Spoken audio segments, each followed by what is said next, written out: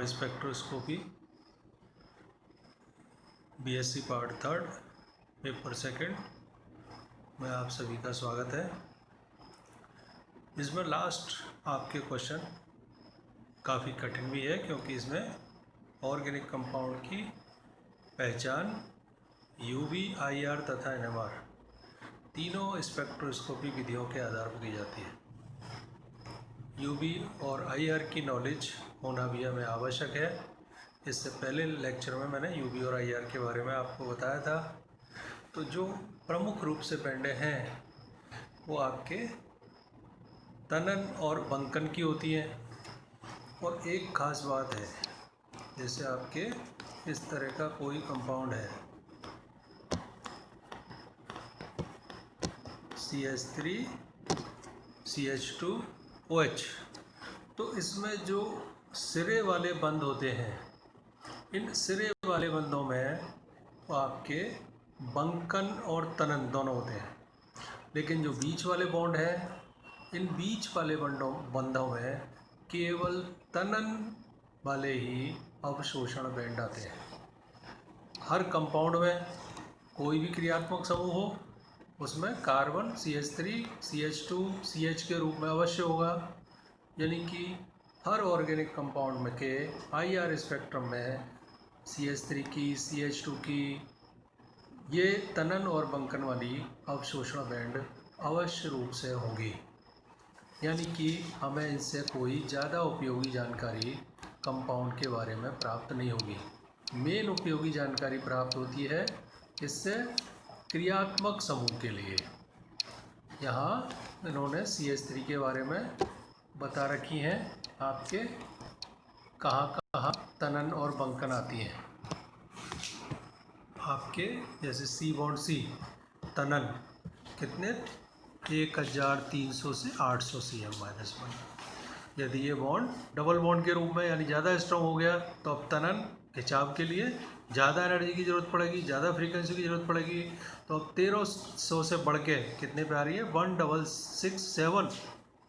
Triple bond और भी मजबूत हो गया, तनाव में खींचने में और भी ज़्यादा एनर्जी लगेगी, यानी अवशोषण बैंड और ज़्यादा पे आएगी 2140। ऐसे जो C बॉन्ड H है, इसके तनन भी कार्बन परमाणु के संकरण पर निर्भर करते हैं। sp3 sp2 और sp S गुण बढ़ने पर परमाणु की विद्युत दृढ़ता बढ़ जाती है, यानी C बॉन्ड H बंध प्रबल हो जाता है। तो फिर आपके ज़्यादा सेंटीमीटर माइनस पे अवशोषण बैंड आती है।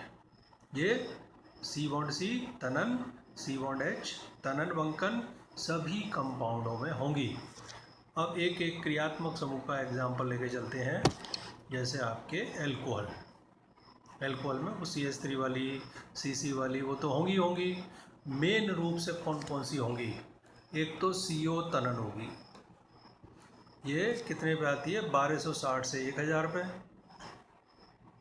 यहाँ भी आपके H बॉन्डिंग का फर्क पड़ता है। यदि H बंद हुआ तब इनमें दिक्कत आ जाएगी, तब आपके इस CO से आपके अवशोषण बैंड विस्थापित हो जाती है। ऐसे ही आपके OH तनन यदि नहीं है गैस या तनु विलयन में 3650 से 3564 पे है। यदि द्रव या सांद्र विलयन के रूप में यानी H बंद हैं तो फिर ये दुर्बल हो गया O बॉन्ड H तनन 3550 से 3200। जो OH के जो तल में बंकन है वो आपके 1420 से 1330 पे आते हैं।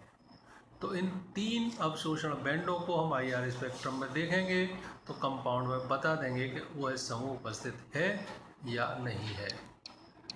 अब इसके बाद अगला कंपाउंड है ईथर।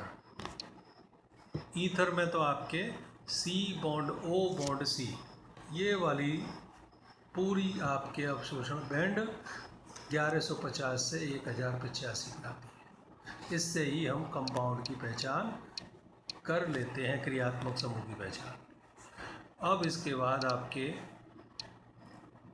ये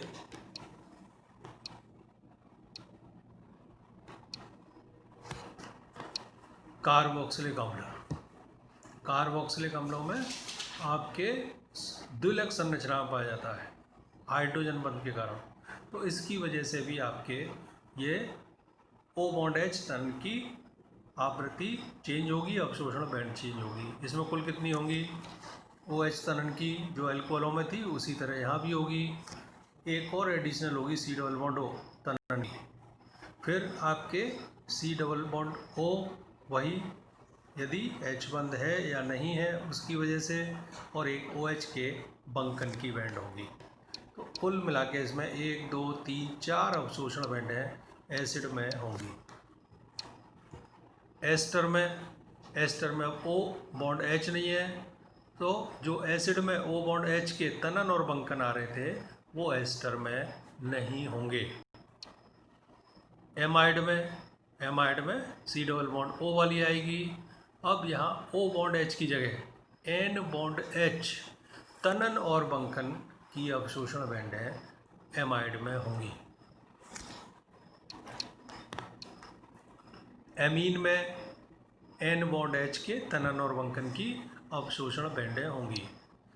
ये मैंने यहाँ आपको चार्ट में संक्षेप में बताने की, समझाने की कोशिश करी है कि जो एल्कोहल हैं, एल्कोहल में C बॉन्ड O और O बॉन्ड H ये दो बंद हैं, तो CO की तनन सिमेट्रिक तनन 1260 से 1000 cm माइनस पे होगी। के OH के तनन की 3650 से 3584 सेंटीमीटर -1, और यदि वो H बॉन्डिंग है तो 3550 से 3200 सेंटीमीटर -1। OH के बंकन की 1420 से 1330। अब एल्कोहल में रिमेनिंग जो एलिफेटिक भाग है उसमें C बॉन्ड C है, तो उसके सम्मित से 1300 से 800 cm -1 पे होगी। उसमें C बॉन्ड H sp3 संकरित कार्बन है, तो उसके तनन की 3000 से आपके 2800 तक आएगी। यदि sp2 कार्बन है तो 3100 से 3000 तक आएगी। यदि sp2 है तो आपके CH2 यदि उपस्थित है तो 1465 पे आएगी, और CH3 के बंकन आपके 1350 से 1450 पे आएंगे। ईथर में एक ही प्रमुख है COC, ये लगभग उसी रीजन में है जो C बॉन्ड O में है एल्कोहल में, 1260 से 1000, ये भी आपके 1150 से 1085।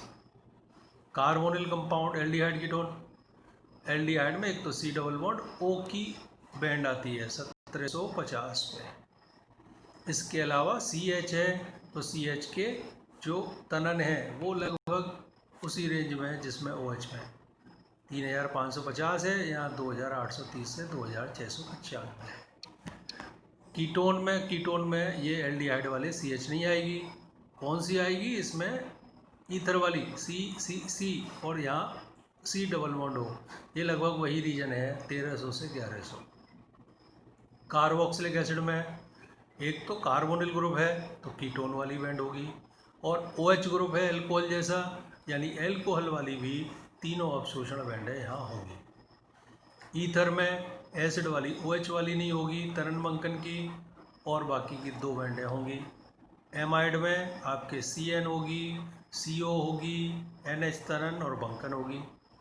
एमीन में CN होगी, NH तनन और बंकन होगी। तो इस तरह से इस सारणी के द्वारा हम संक्षेप में याद कर सकते हैं कि कहाँ कहाँ आएंगी। आप सारे पुराने लेक्चर एक बार फिर पुनः देखें, तभी ये थोड़ा सा कठिन है, ये तभी समझ में आएगा। धन्यवाद।